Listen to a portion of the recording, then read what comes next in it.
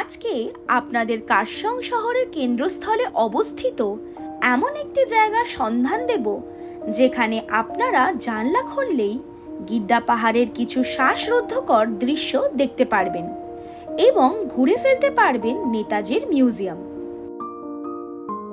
কথা দিচ্ছি, এই জায়গায় থাকলে আপনারা নিরাশ হবেন না। আমরা কথা বলছি অতিথি গৃহ হোমস্টে নিয়ে, যার নিজের তাক লাগানো সৌন্দর্য আর এক্সিলেন্ট লোকেশন দিয়ে আপনার মন জয় করবেই।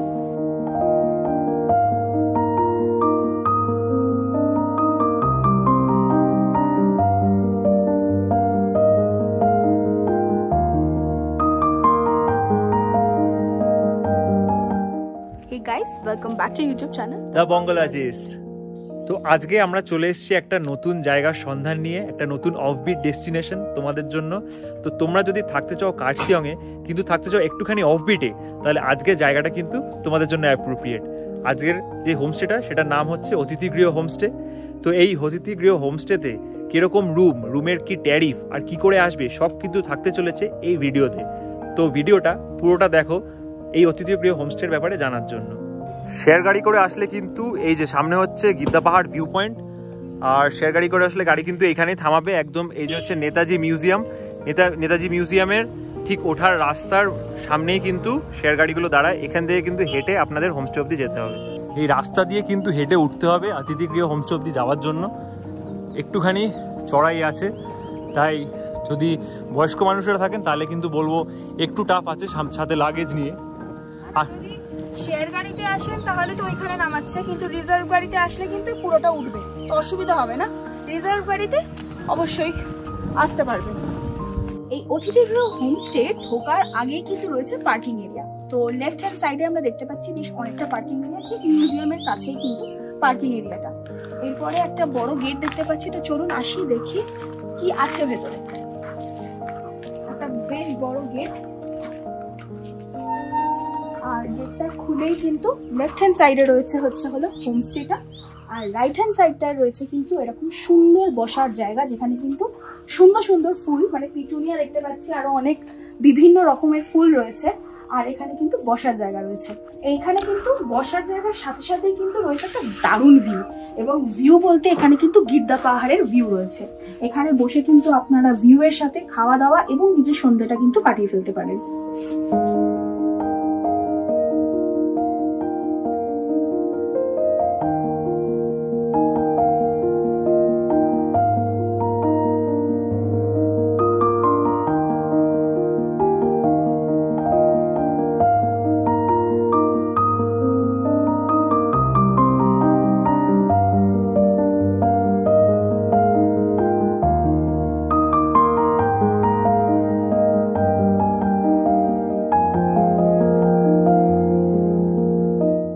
অতিথিগৃহ হোমস্টের নিচেই কিন্তু রয়েছে রিসেপশন, আর রিসেপশনের সাথেই কিন্তু ডাইনিং এরিয়া, সেখানে বসেও খেতে পারেন। আর একটা খুব ইন্টারেস্টিং ফ্যাক্ট হচ্ছে হলো এখানে কিন্তু বাইরে বসেও খাওয়া যায়, তো খাবার দাবার কিন্তু বাইরেও সার্ভ হয়।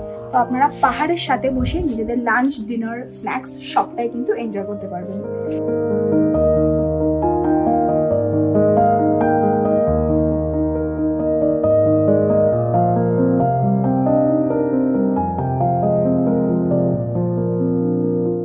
এই হোমস্টেতে কিন্তু নিচে এবং ওপরে দুই জায়গাতেই কিন্তু রয়েছে রুমস।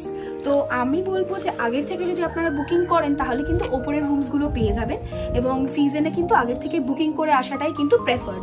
আর নিচেও কিন্তু রুমগুলো রয়েছে, কিন্তু ওই ভিউটা অতটাও ভালো নেই, কিন্তু ওপরের রুমসগুলো কিন্তু দুর্ধর্ষ ভিউ। তো চলুন ওপরে গিয়ে আমরা দেখি যে আমাদের রুমসগুলো কীরকম। আমরা কিন্তু থাকতে চলেছি ওপরের রুমে। তো আসুন এবার আমরা দেখে নিই আমাদের ওপরের রুমটা কীরকম। চলে আসুন।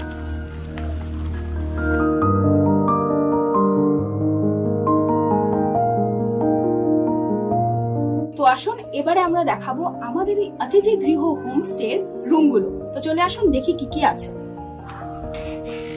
প্রথমেই বলি যে রুমটা কিন্তু খুব একটা বড় নয়, কিন্তু ভীষণ কোজি, মানে একদমই হোমস্টে নয়, একদমই মনে হচ্ছে কোনো প্রপার হোটেলে এসছি। তো ঢুকেই রয়েছে একটা ডাবল বেড, এবং বেড সাইড টেবিল রয়েছে, দুটো ল্যাম্প রয়েছে, এবং খুব সুন্দর লাগছে। দেওয়ালে দেখা যাচ্ছে পেন্টিং, এবং এখানে একটা টেবিল মতো রয়েছে। এই টেবিলটার কিন্তু একটা খাসিয়াত আছে, যেখান থেকে দুটো স্টুল রয়েছে, মানে বের করে বসা যাবে, মানে স্পেস সেভিং যেগুলো ফার্নিচার যেগুলো হয়। আচ্ছা, এবার একটু এদিকে আসি আমরা। এদিকে রয়েছে কিন্তু ড্রেসিং টেবিল, ড্রেসিং ইউনিট, একটা ড্রয়ার, আর এইখানে আমাদের লেপ কাঁথা ইত্যাদি রাখার একটা ছোট্ট জায়গা। তো এটা একটা ড্রেসিং ইউনিট মতো রয়েছে।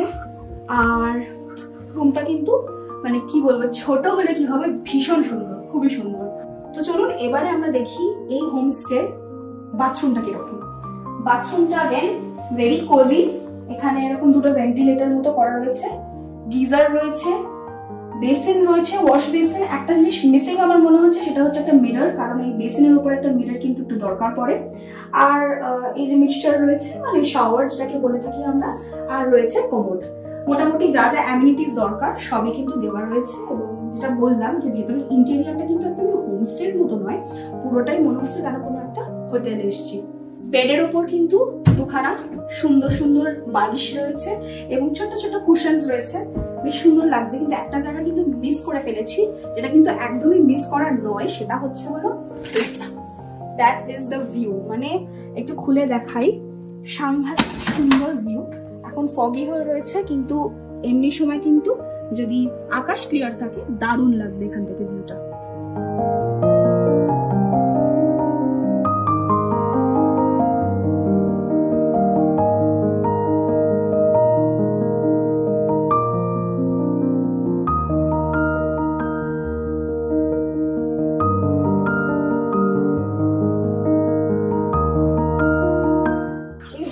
কিন্তু সব থেকে স্পেশাল আর বেস্ট পার্ট হচ্ছে হলো কিন্তু এই করিডরটা। যে করিডর থেকে কিন্তু গিদ্দা পাহাড় সহ পুরো পাহাড়ের একটা সুন্দর ভিউ রয়েছে, দারুণ। মানে এখানটা দাঁড়িয়ে কিন্তু অনায়াসে টাইম কেটে যাবে।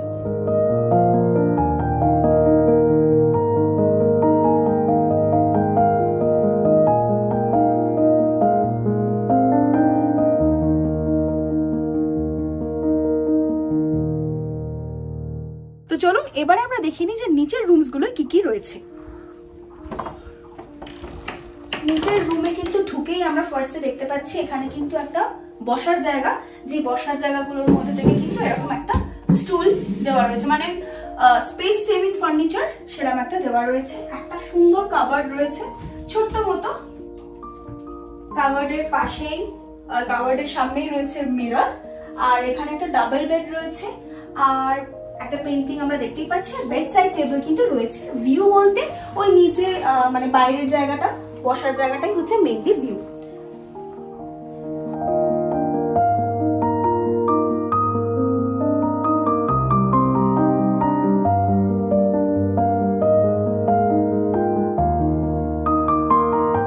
আমরা একটু বাথরুমটা আবার দেখে নিই যে বাথরুমে কি কি রয়েছে।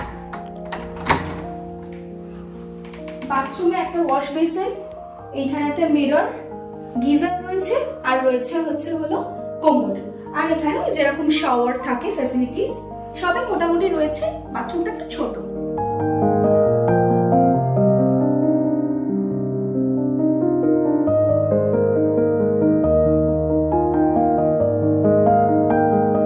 এই হোমস্টে একটা লুকোনো রত্ন, যেটা গিদ্দা পাহাড়ের খুব কাছেই অবস্থিত।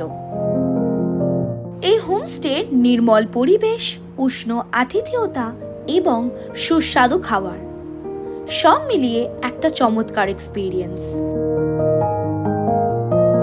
দুপুরের লাঞ্চ কিন্তু সার্ভড হয়ে গেছে, আর গেস হোয়াট, আমরা কিন্তু একদম খাবারের সাথে সাথে ভিউয়ের এনজয়, মানে ভিউয়ের মজা নিতে নিতে খাবো। তো দেখি আমরা আজকে আমাদের লাঞ্চে কি রয়েছে। লাঞ্চে অফকোর্স ভাত তো থাকবেই, আর রয়েছে ডাল, ফুলকপি আলুর একটা তরকারি, আর রয়েছে কুমড়োর একটা ছক্কার মতো, আর রয়েছে চিকেন।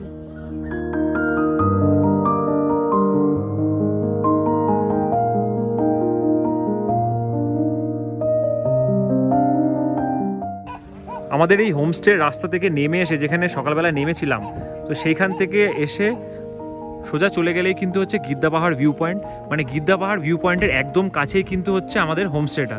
তাই একদম জাস্ট 1 মিনিট বা 2 মিনিট ওয়াকিং ডিস্টেন্সেই আপনারা পৌঁছে যাবেন গিদ্দা পাহাড় ভিউ পয়েন্টে।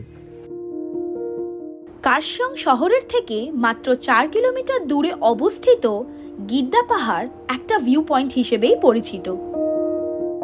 গিদ্দা পাহাড় ভিউ পয়েন্ট থেকে দাঁড়িয়ে আপনারা 360 ডিগ্রি ল্যান্ডস্কেপ এবং প্যানোরামিক ভিউ উপভোগ করতে পারবেন। গিদ্দা পাহাড় একটি অপূর্ব মনমুগ্ধকর পাহাড়ি চূড়া। খাড়া পাহাড়ে ঢাল বেয়ে এঁকে বেঁকে নেমে গেছে দুধারে চা বাগানের রাস্তা। এই পাহাড়ের সৌন্দর্য একটা গোটা বেলা উপভোগ করলেও যেন যথেষ্ট নয়। মুহূর্তে মুহূর্তে পরিবর্তন হচ্ছে সামনের দৃশ্য। এখানে মেঘের কোলে যেন একান্ত স্বর্গ।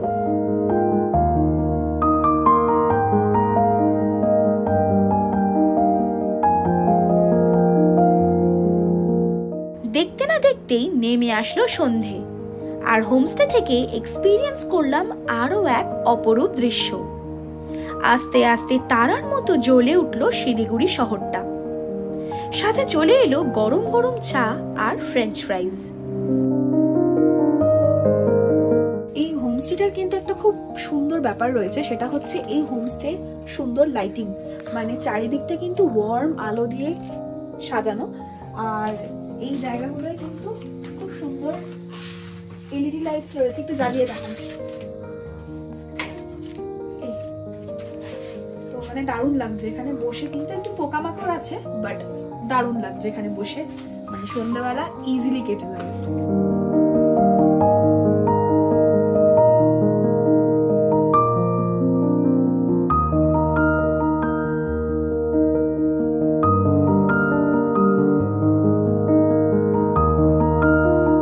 রাতে কিন্তু ওনারা ডিনার সার্ভ করে দিয়েছেন। তো ডিনারে রয়েছে রুটি, ঢ্যাঁড়স, আর রয়েছে হলো আলুর ভাজা আর চিকেন যেরকম থাকে। তো আপনারা কিন্তু রুটির বদলে কিন্তু ভাতও নিয়ে নিতে পারেন।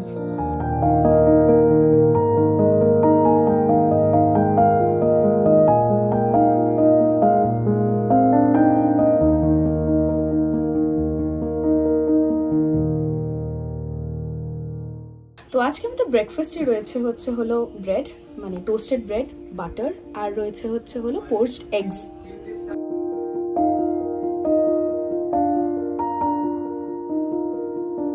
আমাদের হোমস্টের ঠিক পাশেই, মানে একদম পিছনের দিকেই কিন্তু আছে নেতাজি মিউজিয়াম, যেটা আমরা কিন্তু কালকে এসেছিলাম, কিন্তু এটা বন্ধ হয়ে গেছিলো, তাই জন্য আমরা কিন্তু এটা ঘুরে দেখতে পারিনি।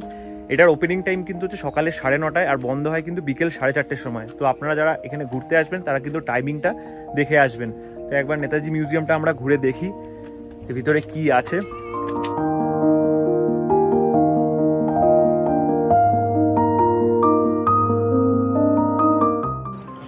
বাদিকে আমরা যে বিল্ডিংটা দেখতে পাচ্ছি, আমরা একটু আগেই বলেছিলাম যে আমাদের একদম হোমস্টের গায়ে কিন্তু এই নেতাজি মিউজিয়াম। তো এই বাদিকে যে আমরা বিল্ডিংটা দেখতে পাচ্ছি নীল শেড দেওয়া, সেটা কিন্তু আমাদের হোমস্টে, দ্যাট ইজ আমাদের অতিথি গৃহ হোমস্টে। সেখান থেকে বেরিয়ে এসে ঠিক ডান হাতেই রয়েছে নেতাজি মিউজিয়াম, যেখানে এখন আমরা দাঁড়িয়ে রয়েছি। হোমস্টের ঠিক পাশেই অবস্থিত নেতাজি মিউজিয়াম। ঐতিহাসিক এই বাড়িটাকে ঘিরে রয়েছে নেতাজির নানান স্মৃতি। 1997 খ্রিস্টাব্দে রাজ্য সরকার বাড়িটাকে সংস্করণ করেন এবং 2000 সালে বাড়িটাকে মিউজিয়াম হিসেবে উদ্বোধন করা হয়।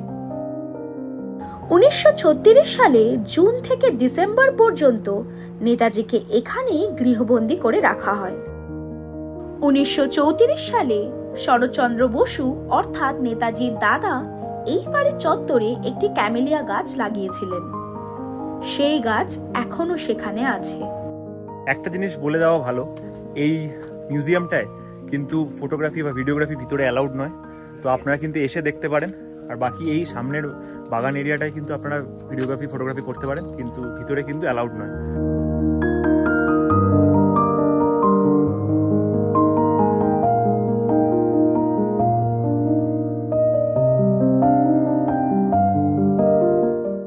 আসি রুমের ট্যারিফ।